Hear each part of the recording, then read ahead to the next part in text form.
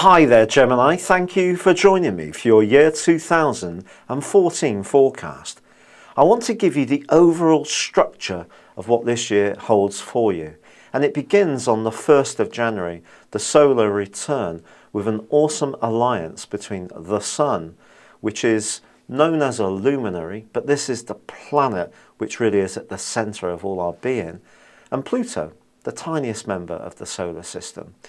These two are tightly bound together, and this can give you a fantastic determination as you enter the new year to improve your lot in a number of ways. Practically, it could be around where you live, in terms of your finances. Emotionally, it could be much more about understanding what really makes you tick at a deeper level. But this combination can also see you very passionate, and at times see you do things throughout the year which could be quite random. You may find yourself quite impulsive at times, which I think is quite an exciting concept.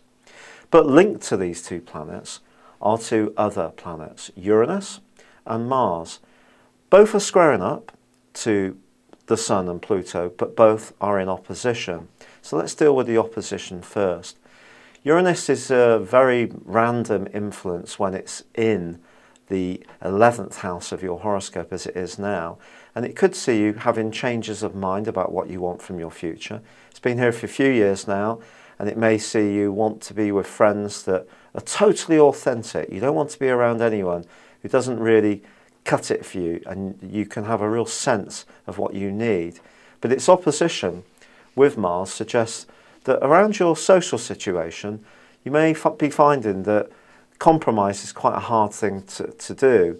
And if you're in a love relationship where your partner resents your friends, that could be a bit of an issue throughout this year. But the converse could be true. You could find yourself falling totally in love and find that your friends are moaning that they can't remember the last time they saw you. And this is because both these planets, Uranus and Mars, are in really quite refreshing parts of your horoscope. They're social, they're vibrant, and they're very lively. And I think their opposition in a way can be good for you.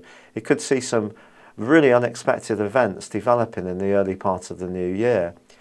But the Sun and Pluto, this is hardcore stuff, and this is stuff you're going to be dealing with for a lot of this year, and also the square with Uranus. Now, if you know your astrology, you'll know that Pluto and Uranus have been squaring for some time, and a lot of their impact has had an impact on the world at large when we see some of the unrest and uprisings that have been going on. Because Uranus in Aries can be quite reckless. It doesn't think twice about things, it just goes for them. But it goes against the power that Pluto tends to hold in Capricorn, where it's located. So how does this pan out for you?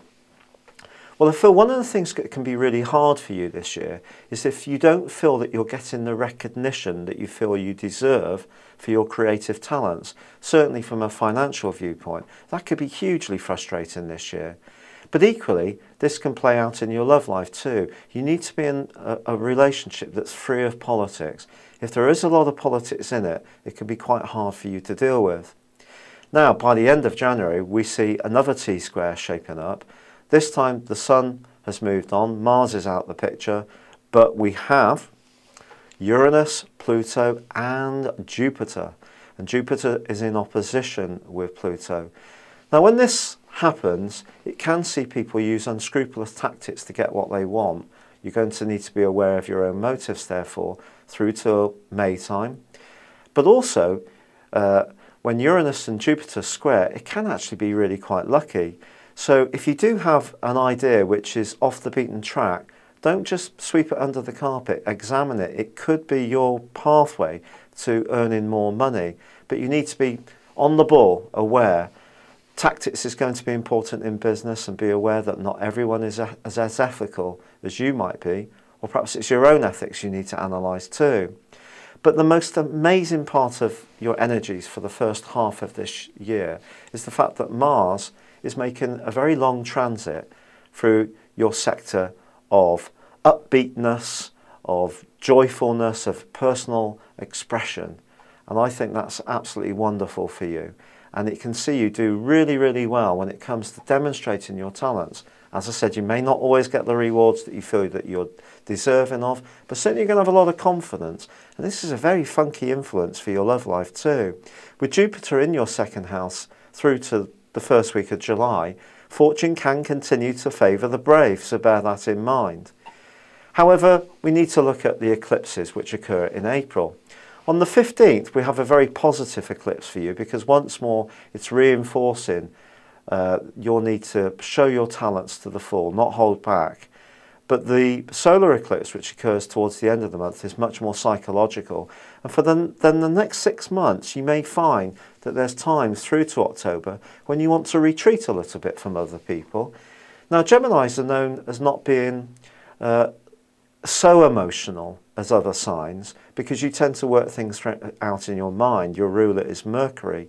And because you're mutable, you can avoid problems in a way because you're so quick-witted.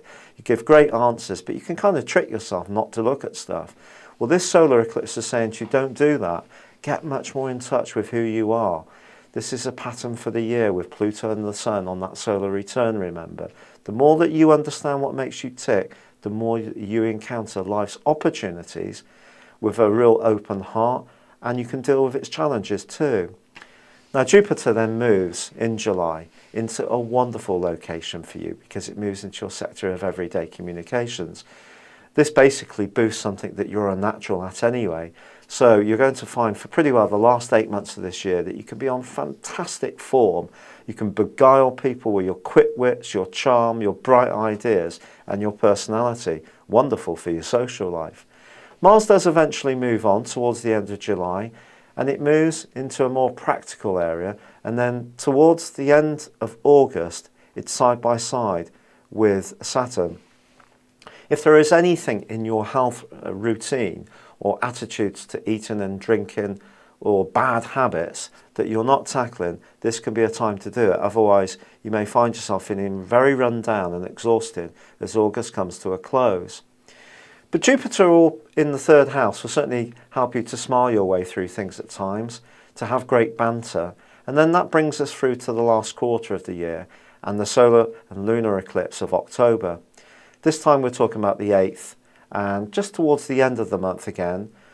The first one I think can be very good for you in a way. It can help you to be much more focused on friendships, much more aware of how your future direction in life needs to be more settled.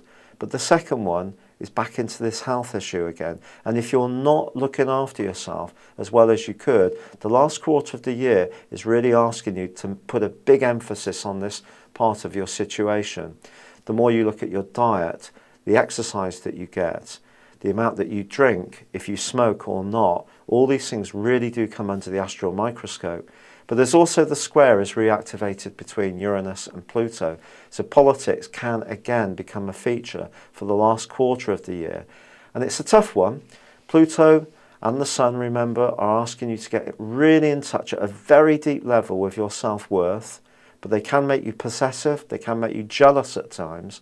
And that can be negative things when it comes to your love life. It's been a real pleasure, however, being with you. Wishing you a very happy 2014, Gemini. Good luck and goodbye for now.